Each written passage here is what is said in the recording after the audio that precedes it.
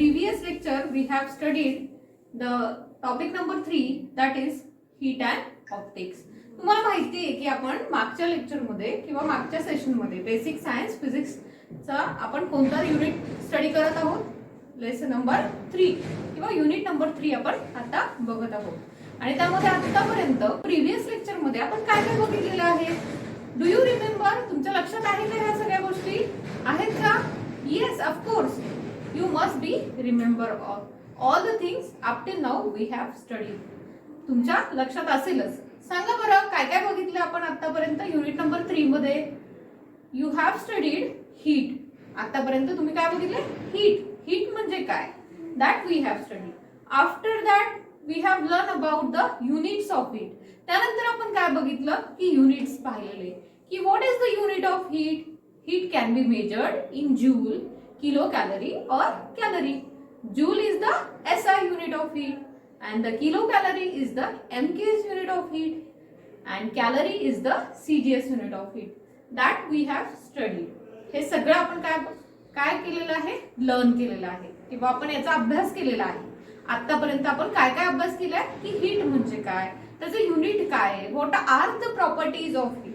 तिसरा चॅप्टर आपण लर्न करतोय. कोणता? तिसरा चॅप्टर आपण लर्न करतोय बेसिक सायन्स फिजिक्सचा. तर त्या चॅप्टर मध्ये आपण काय काय आता थर्ड युनिट मध्ये काय काय शिकतोय की त्यामध्ये आपण हीट म्हणजे काय हे बघितलंय. What is heat? Heat is a one form of energy which produce the sensation of hotness और वॉर्मनेस. हीट म्हणजे काय? Heat is a form of energy which produce the sensation of hotness और warmness. त्यानंतर आपण बघितलं unit. What is the unit of heat? तुम्हाला आतापर्यंत ते लर्न झालेलं असेल की हीटचं युनिट कोणते कोणते आहेत. जूल आहे, kilo calorie and the calorie. These 3 units are used to measure the heat. त्यानंतर आपण we have studied the properties of heat. सांगा बरं प्रॉपर्टी काय असते हीटची? All of you know that the heat is always flow from higher temperature to lower temperature.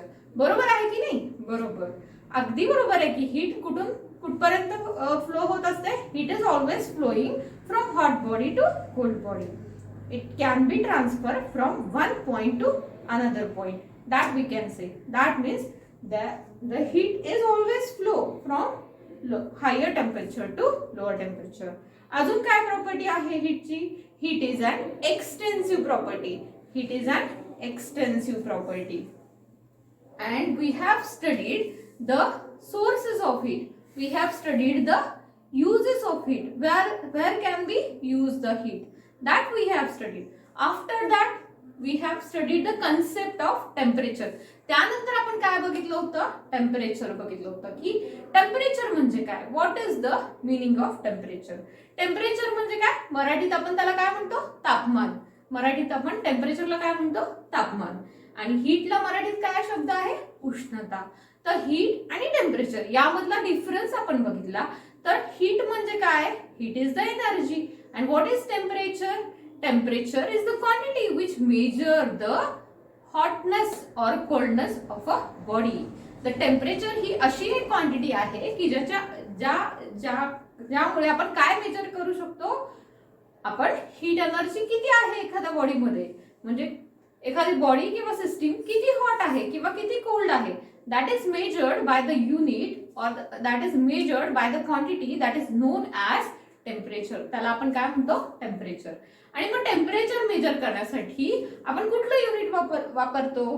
कोणतं unit use करतो? That also we have studied in the previous lecture. आतापर्यंत जे काही लेक्चर्स आपण बघितले तर त्यामध्ये आपण काय बघितलंय की टेम्परेचर यूज करण्यासाठी कोणते युनिट्स यूज करतात. Which units are used to measure the temperature? सांगा बरं. द टेम्परेचर मेजर करण्यासाठी, बरोबर आहे, टेम्परेचर मेजर करण्यासाठी आपण काय यूज करतो? Fahrenheit. It is the unit which is use to measure the temperature. Another unit सांगा बरं. Yes, degree Celsius. Degree Celsius is the also unit which is use to measure the temperature. आता अजून कुठलं unit राहिलंय? Yes, Kelvin. Degree Kelvin is also the unit of temperature. म्हणजे Kelvin, Fahrenheit आणि degree Celsius हे 3 different unit आहेत की ते कशासाठी यूज केले जातात? To measure the temperature. Temperature measure करण्यासाठी आपण 3 different units can be used. Which are they? Celsius, Fahrenheit and the Kelvin. These are the 3 units which are used to measure the temperature. मग आता ह्याच्यामध्ये kelvin हे unit कोणतं आहे? It is the SI unit of temperature. Kelvin, it is the SI unit of temperature. And what is Celsius? Celsius is the Celsius unit of temperature. त्यानंतर आपण detail मध्ये study केला होता की what is Kelvin scale, what is Celsius scale and what is Fahrenheit scale. मग आपण काय बघितलं होतं की सेल्सियस स्केल कोणती आहे, फॅरेनहाइट स्केल कोणती आहे आणि डिग्री केल्विन स्केल कोणती आहे. मग या तिन्ही स्केल मध्ये आपण स्टडी केला होता की इफ वी हॅव जर आपण ह्या तिन्ही स्केलचा अभ्यास केला, जर आपण हे तिन्ही स्केल आहे, kelvin it is the name of scientist, Fahrenheit it is also name of scientist and the kelvin and the Celsius it is the name of scientist. हे तिन्ही काय होते? सायंटिस्ट होते. मग या सायंटिस्टच्या नावावरनं त्यांनी काय केलं? They have defined some scale to measure the temperature and they have given their own names to that scale. मग ही जी स्केल त्यांनी डिझाईन केलेली आहे, तर ते डिझाईन करताना आपण सगळ्यात महत्त्वाच्या गोष्टी लक्षात ठेवायला मी सांगितलं होतं. ऑलरेडी तुमच्या लक्षात असेल की काय सांगितलं होतं की जेव्हा तुम्ही हे स्केलचा अभ्यास करता त्यावेळेस we have studied there are 2 reference point. ह्या प्रत्येक स्केलला काय होते? 2 रेफरन्स पॉइंट होता. मग पहिला रेफरन्स पॉइंट म्हणजे काय? It is a lower fix index आणि दुसरा reference point it is known as upper fix point. मग लोअर फिक्स पॉइंट आणि अप्पर फिक्स पॉइंट असे 2 रेफरन्स पॉइंट कन्सिडर करून त्यांनी काय केलेली होती? ती स्केल डिझाईन केली होती. मग ज्या वेळेस तुम्ही सेल्सियस स्केल बघितली तर सेल्सियस स्केल मध्ये लोअर फिक्स पॉइंट हा घेतला होता सेल्सियस सायंटिस्टने. तर तो लोअर फिक्स पॉइंट काय होता? The lower fix point is nothing but a freezing point of water. आणि ज्यावेळेस त्या सेल्सियस स्केल मध्ये आपण अपर इंडेक्स किंवा अपर फिक्स पॉइंट म्हणतो, तो अपर फिक्स पॉइंट हा जो घेतला होता तो किती होता? 100 डिग्री सेल्सिअस. आणि मग 100 डिग्री सेल्सिअस मध्ये मग 100 degree Celsius it is nothing but the boiling point of water. In the same case kelvin scale आणि फॅरेनहाइट स्केल मध्ये सुद्धा तसंच काय केलं होतं? 2 इंडेक्स पॉइंट आपण घेतलं, 2 इंडेक्स पॉइंट घेतले होते स्केल डिझाईन करताना. मग केल्विनने सुद्धा तेच केलं होतं आणि फॅरेनहाइटने सुद्धा काय केलं होतं? He has consider the 2 reference point when he has design the temperature scale. म्हणजे ज्यावेळेस त्यांनी टेम्परेचर स्केल डिझाईन केली त्यावेळेस टेम्परेचर स्केल डिझाईन करताना त्यांनी काय लक्षात घेतलं होतं? They have taken the 2 reference point for the design of that particular scale. मग हे तुमच्या लक्षात असेल. मग त्यानंतर आपण पुढे जाऊन काय बघितलं होतं? We have studied the difference between the heat and temperature. त्यानंतर आपण काय बघितलं होतं की टेम्परेचर आणि हीट मधला डिफरन्स काय, that we have studied up till now. आणि त्यानंतर we have started the new point that is transmission of heat. Transmission of heat आपण स्टार्ट केला होता in the previous lecture. Last lecture मध्ये आपण काय बघितलं? We are going to study now the modes of transmission of heat, की जे last lecture मध्ये आपण स्टार्ट केलं होतं की पहिला मोड काय, what is the mode of transmission of heat. मग मोड ऑफ ट्रान्समिशन ऑफ हीट मध्ये पहिला मोड काय आहे? कंडक्शन. दुसरा मोड काय आहे? कन्व्हेक्शन. आणि तिसरा मोड काय आहे? Radiation. Okay. So what about the conduction? That we are going to see. Next slide. Conduction.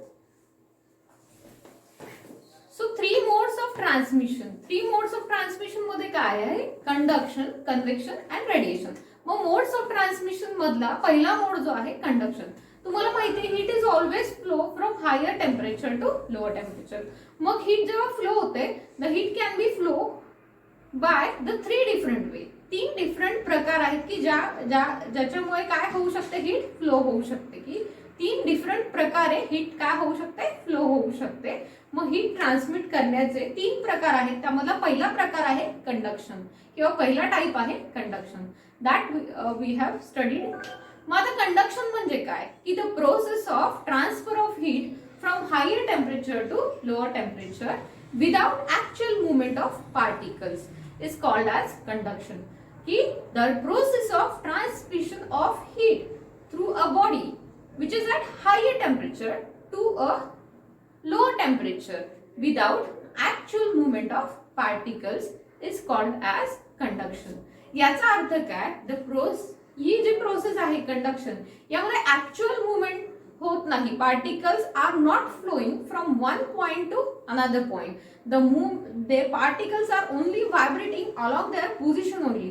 मग ज्या पोझिशनला ते पार्टिकल्स आहेत त्या पोझिशनला ते काय होतात, फक्त they get vibrated because of the absorption of heat energy. For example, तुम्हाला कंडक्शनचं एक्झाम्पल काय सांगितलं होतं, conduction this process is always takes place through the solids only. Conduction ही अशी प्रोसेस आहे की ती फक्त कशामध्ये, it will takes place only through the solids. मग सॉलिड्स मध्ये ही कंडक्शन प्रोसेस आपल्याला बघायला मिळते. मग फॉर एक्झाम्पल मी काय सांगितलं होतं की for example if you take a metal rod, जर तुम्ही मेटल रॉड घेतला and if you pass the heat to the one end of the metal rod, then what will happen, thus the molecules which are nearer to that metal rod, they will absorb the energy, heat energy first of all काय करतील की heat energy कोण absorb करणार आहे, की जे molecules nearer आहेत heat एनर्जीच्या किंवा जो बर्नर आहे, if you pass the heat to the one end of that metal rod, मग जिथे बर्नर आहे त्या बर्नरच्या जवळ जे काही हीट मॉलिक्युल्स असतील, they will receive the first heat energy, they get energise. मग त्यांची एनर्जी काय होणार आहे, वाढणार आहे. The kinetic energy will increases and then what will happen, they will pass their heat energy to the next molecule. त्यानंतर ते काय करणार, they will pass the heat energy to the next molecule and this process will go on continue. मग ही process काय होईल, continue चालू राहणार आहे. And at the end we can observe that the other end of the metal rod is also get heated. आणि जर मग ही जी प्रोसेस आहे की ज्याच्या माध्यमातून मेटल रॉड पूर्ण हीट होतो, की ह्या प्रोसेस मध्ये काय होतं की molecules are not transmitting here and there, molecules are not moving from one point to another point. इथे molecules move होतात का, नाही, फक्त ते काय करतात, they are passing their heat energy to the next molecule. In this way the conduction process takes place. Already we have studied up till now. हे आपण लास्ट लेक्चरला बघितलं होतं, ते आपण काय केलं आता, जस्ट रिवाइज केलं. We have revised it. Okay, conduction process we have studied it. सगळ्यांना लक्षात आलं की what is conduction. Conduction it is the very important point of this chapter. त्या चॅप्टर मधला सगळ्यात महत्वाचा पॉइंट आहे कंडक्शन. मग आता आपण नेक्स्ट बघणार आहोत, next slide, conduction of heat through metal rod. Conduction of heat through metal rod. मग ह्याच्यामध्ये आपण काय बघितलं होतं की कंडक्शन प्रोसेस मध्ये की एक्झाम्पल आपण जे घेतलेलं आहे की मेटल रॉडचं आपण एक्झाम्पल घेतलंय. मग त्यामध्ये if you drill five different hole at equal distance. If you drill the metal rod at five different places and if you insert the thermometer in each hole. मग तुम्ही काय केलं, एक मेटल रॉड घेतला, त्यामध्ये काय केलं, you have drilled the 5 different holes. मग 5 at equal distance. at equal distance ला तुम्ही काय केलं, इक्वल अंतरावर म्हणजे सारख्या अंतरावर तुम्ही 5 होल्स क्रिएट केले. मग त्या 5 डिफरंट होल्स मध्ये तुम्ही काय करणार आहे, you have inserted the 5 different thermometer. आपण काय केलेलं आहे की मेटल रॉड घेतला, त्याला ड्रिल केला, 5 डिफरंट होल क्रिएट केले आणि 5 डिफरंट होल मध्ये आपण 5 थर्मोमीटर इन्सर्ट केले. मग 5 थर्मोमीटर इन्सर्ट केले आणि आपण प्रोसेस सेम करणार आहे. प्रोसेस काय करणार आहे, we pass the heat to the one end by using burner. मग बर्नर यूज करून तुम्ही काय करणार, एका एंडला हीट पास केली. मग एका एंडला हीट पास केल्यानंतर as the heat energy get absorbed by that metal rod, the temperature goes on increasing. मग जसं जसं टाइम पास होईल, as the time increases, म्हणजे ज्या प्रकारे टाइम वाढणार आहे त्या प्रकारे काय होणार आहे, लक्षात घ्या की θ1 is the temperature of first thermometer, θ2 is the temperature of second thermometer, θ3 is the temperature of third and 4 and 5 like this, θ4 and θ5 like this. Mug this θ1, θ2, θ3, θ4 and the θ5 goes on increasing continuously as time passes. And this process is known की ज्या process मध्ये काय होतंय की continuously temperature काय होतंय, temperature of the rod goes on increasing. मग ही जी स्टेट आहे, दट state in which the temperature of the rod increases continuously. This state is known as variable state. या स्टेटला आपण काय म्हणतो? Variable state. After that we have studied the steady state. Steady state म्हणजे काय? What is the meaning of steady state? Steady state म्हणजे काय की एका काही काळानंतर after the certain times what will happen, the theta 1, theta 2, theta 3, theta 4 and the theta 5 does not show any increase in the temperature. म्हणजे काय होणार आहे की theta 1 increase होणार नाही, theta 2, theta 3 and the same for theta 4 and the theta 5. म्हणजे याच्यामध्ये कोणाचंच temperature काय होत जाणार नाहीये, इन्क्रीज होणार नाही. म्हणजेच काय की temperature of the rod remains constant although we are passing the heat continuously. म्हणजे जरी आपण काय करत आहोत, हीट कंटिन्युअसली पास करतोय, तरी सुद्धा काय होणार आहे की temperature of the rod will remains constant. म्हणजे टेम्परेचर काय होणार आहे, कॉन्स्टंट राहणार आहे. मग अशी जी स्टेट जेव्हा येते तर त्या स्टेटला आपण काय म्हणणार आहे, the state in which the temperature of the rod remains constant, that state is known as steady state. लक्षात आलंय की व्हेरिएबल स्टेट आणि स्टेडी स्टेट मधला फरक काय? व्हेरिएबल स्टेट मध्ये काय होत जातं की रॉडचं टेम्परेचर कंटिन्युअसली इन्क्रीज होत जातं. म्हणजे कंटिन्युअसली आपल्याला व्हेरिएशन दिसणार आहे की कंटिन्युअसली आपल्याला थीटा 1 इन्क्रीज होताना दिसणार आहे, theta 2, theta 3 and same for theta 4 and theta 5. पण स्टेडी स्टेट मध्ये काय होणार आहे की टेम्परेचर सगळ्यांचं जेवढं आहे तेवढंच राहणार आहे. मग that is called as steady state. Okay, so this is about the conduction through the metal rod. Next we are going to see the next concept, temperature gradient. Temperature gradient म्हणजे काय? What is the, this is the another concept. Just now we have seen the, we can measure the temperature between the two ends of the rod. म्हणजे आपण काय करू शकतो की metal रॉडला heat केल्यानंतर एका एंडचं टेम्परेचर सपोज थीटा 1 ने दाखवलं असेल आणि मेटल रॉडच्या दुसऱ्या एंडचं टेम्परेचर थीटा 2 ने दाखवलं असेल. ऑब्वियसली ज्या एंडला तुम्ही हीट पास करत असाल त्या एंडचे टेम्परेचर काय असणार आहे, जास्त असणार आहे. म्हणजे जर theta 1 is the temperature of one end at which we are passing the heat, म्हणजे टेम्परेचर ज्या एंडला ज्या पॉइंटला आपण पास करतोय त्या पॉइंटचं टेम्परेचर जर थीटा 1 असेल आणि ज्या एंडला जो अदर एंड आहे त्याचं टेम्परेचर जर थीटा 2 असेल तर ऑब्वियसली थीटा 1 काय असणार आहे, ग्रेटर असणार आहे आणि थीटा 2 काय असणार आहे, स्मॉलर असणार आहे. Theta 2 is smaller than the theta 1. आणि मग त्या दोघांमधला difference, the temperature difference between that two ends of the rod, that is known by theta 1 minus theta 2. त्या दोन्ही टेम्परेचर मधला डिफरन्स आपण कसा काढू शकतो, theta 1 minus theta 2 give you the temperature difference or give you the change in the temperature. मग त्या रॉडची काहीतरी लेंथ असणार आहे, there is the distance between that two ends of the rod. मग ते distance between two ends of the rod is denoted by suppose D. मग temperature gradient आपण कसा डिफाइन करू शकतो की the change in the temperature per unit distance between the two ends of the rod or the distance between the two planes we can say. So the change in the temperature per unit distance is called as temperature gradient. Temperature gradient लक्षात घ्या, what is temperature gradient? Change in the temperature per unit distance is called as temperature gradient. त्याला आपण काय म्हणतो, temperature gradient. It is denoted by Tg. Tg means temperature gradient. And what is the formula for temperature gradient? Theta 1 minus theta 2 divided by small d. This is the formula for calculation of temperature gradient.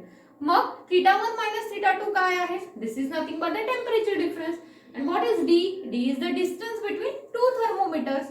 म्हणजे जे दोन thermometers आहेत त्यामधलं distance किंवा दोन ends of the rod आहे त्यामधलं distance म्हणजे काय, d आहे. So d is the distance, and so what will be the unit for temperature gradient? But temperature gradient चे unit काय असेल? theta 1 theta 2 is the temperature. Temperature measure करण्यासाठी SI unit जर आपण find out करत असू तर SI unit काय असणार आहे? What will be the SI unit? Degree Kelvin. Temperature चे unit आहे degree Kelvin. And what about the distance? Distance is measured in meter. So what will be the unit of temperature gradient? त्यामुळे temperature ग्रेडियंटचं unit काय येणार आहे, degree Kelvin per metre. लक्षात ठेवा, what is the unit of temperature gradient? SI unit of temperature gradient is degree Kelvin per metre. And what about the CGS unit? CGS unit काय येणार आहे?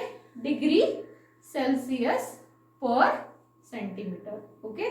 So this is about the temperature gradient. So now we'll see the next point. Next slide. Law of thermal conductivity. आता आपण काय बघणार आहोत की law of thermal conductivity.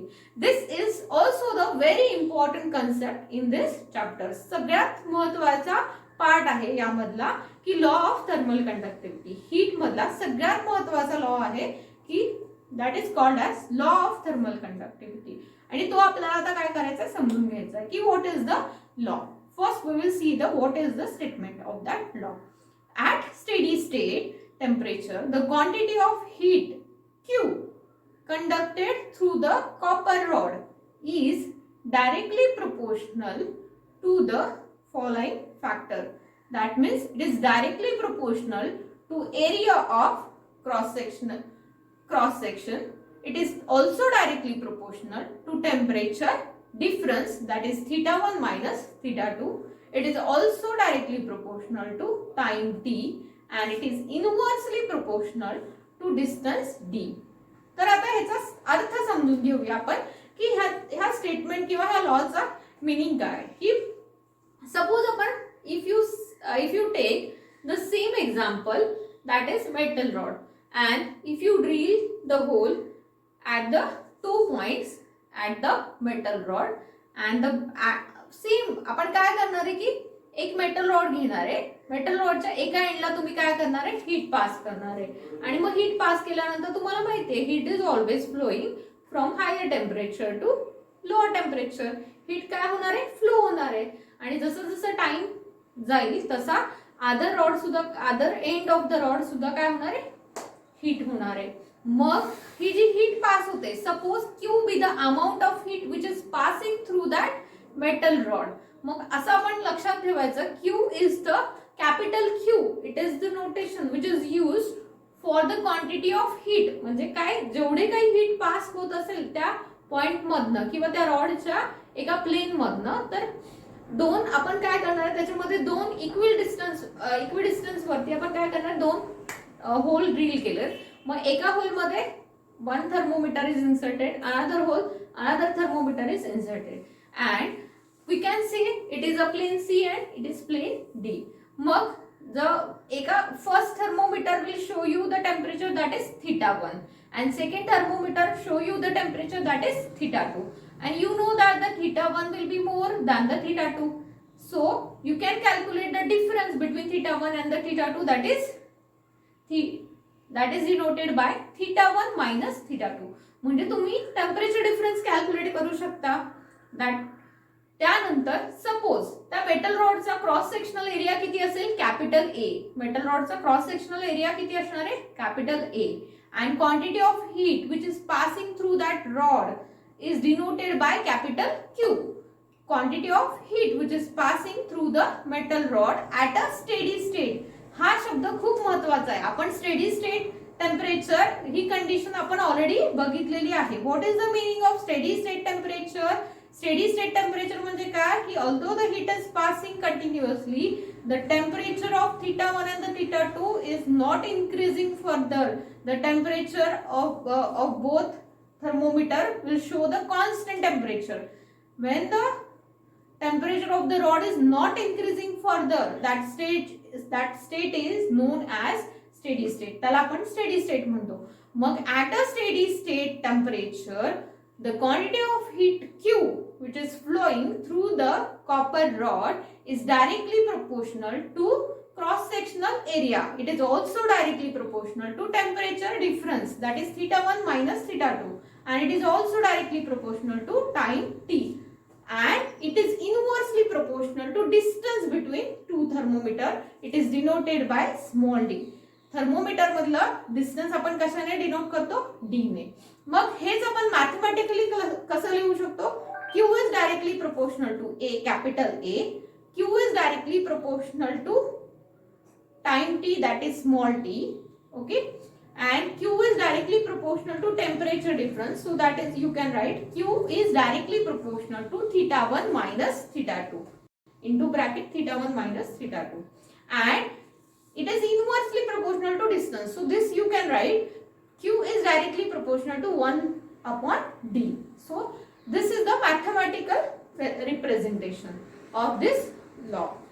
So after that, combine, if you combine the statement, whole statement, then you can write next slide, Q, then you can write Q, next slide, Q is directly proportional to A into theta 1 minus theta 2 into D divided by into T divided by D. म्हणजे न्यूमरेटरला काय असणार आहे, area असणार आहे, त्यानंतर temperature difference असणार आहे, time T असणार आहे, दॅट इज स्मॉल टी, आणि डिनॉमिनेटरला काय असणार आहे, small D. So Q is directly proportional to A into theta 1 minus theta 2 into T divide by D.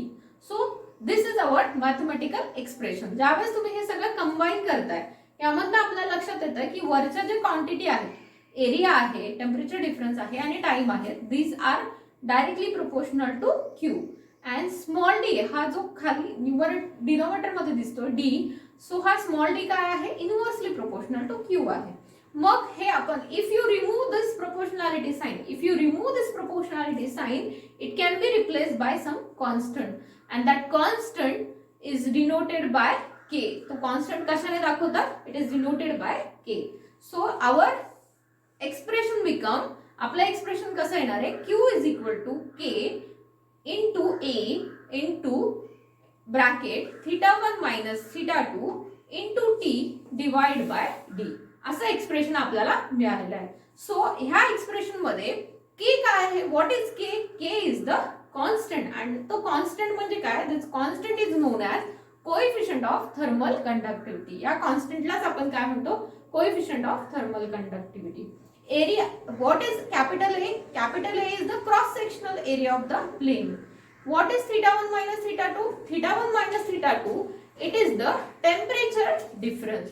Theta 1 minus theta 2, it is the temperature difference. What is T? T is the small t, it is the time. And what is D? Distance between the two planes. लक्षात आलंय? Okay. We'll see the next slide. So what will be the formula for K? K म्हणजे काय? K is the coefficient of thermal conductivity. So formula काय येणार आहे? K is equal to Q into D divided by A into theta 1 minus theta 2 into T. So this is the formula for K. मग K हा coefficient of thermal conductivity आहे.